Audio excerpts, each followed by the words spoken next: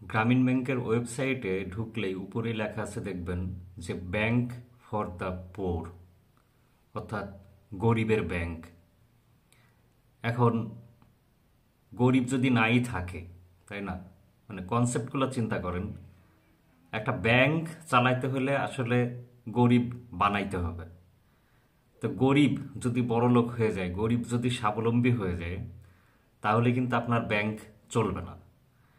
এখন আপনি কিভাবে গরিব বানাবেন, কিভাবে গরিব উৎপাদন করবেন, এই কনসেপ্টে অনেক এজেন্সি আছে, এই কনসেপ্টে অনেক এনজিও আছে যারা বিশ্বব্যাপী তাদের কার্যক্রম পরিচালনা করে।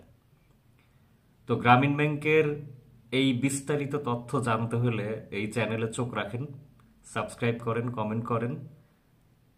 খুব শীঘ্রই একটা নতুন কন্টেন্ট আপনারা পাবেন। ধন্যবাদ।